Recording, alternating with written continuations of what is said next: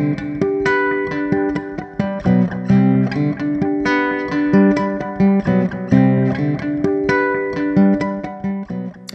I'm Matt Reynolds, editor of Packaging World magazine, here to talk about a trend that we've been following for a few years now, but it really seems to be getting its legs right now. The first time I noticed this, and this is a trend around the move from traditional can handles, like a six-pack of craft beer, say, either an HDPE or LDPE can handle that we've traditionally seen on there for many years. More recently, we've seen some leaps forward in HDPE can handles with some branding and so on, but now we've seen a shift within the last couple of years towards paperboard being used as a replacement for HDPE, partially due to consumer perceptions around single-use plastics.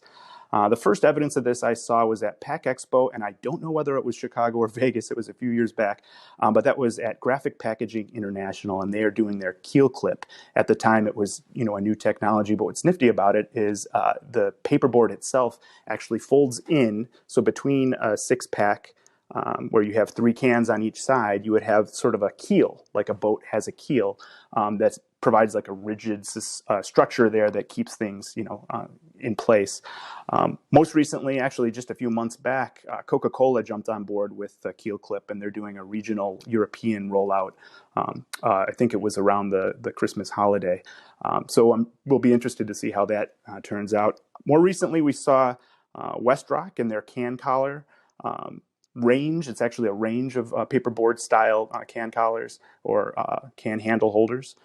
That's from the most simple, which is basically a one-to-one replacement of the traditional can handles, to more complex, with even have paperboard billboarding space around the 4 walls of the say again a traditional six-pack of craft beer that actually cover up the SKU or the barcode, so that when it's being rung through or being identified by the barcode, not a single one can of beer, rather the multi-pack of a six-pack is recognized. Crohn's jumped in with its light pack, which again is more like a one-to-one replacement of a paperboard, or excuse me, of an HDPE style can handle, and that works well with upstream and downstream equipment. And then recently as last week, Smurfit Kappa's Top Clip, which is an existing, long-standing line of paperboard can handles, but it recently rolled out to Czech beer brewery Pivovar Clock, and that's a really small craft brew situation. So it's not just the biggest, largest companies and beverage producers that can use this technology. It's down to applications for the smaller folks too.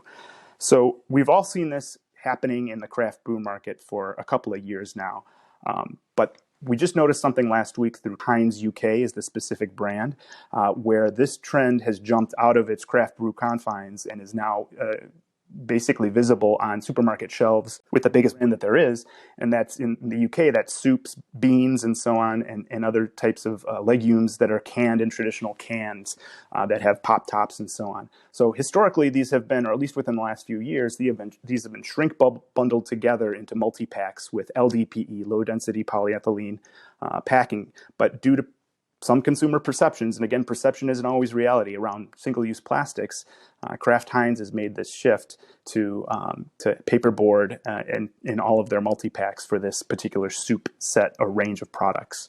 So again, we're not certain if this is something that's actually more sustainable, but we know that the perception for certain consumers is that it's more sustainable due to the fact that consumers just don't know or don't always understand how to recycle plastics. There's a lot of different alphabet soup when it comes to HDPE, LDPE, and the 1 through 7 numbers that can be pretty confusing for folks, whereas paper or paperboard or anything coming from fiber or wood, that seems like an obvious slam dunk for them that should be recycling. So I think continued consumer education and also continued understanding of what this plastic packaging and shrink bundling can possibly do for consumers in terms of getting a product there safely is all valuable. But meanwhile, these brands are making a switch to paperboard, and it's not just a simple one-to-one replacement of shrink wrap for paperboard. There's a lot of automation in the background, so it requires a significant capital outlay. That means that those brands that make that switch are going to be doing that for a while.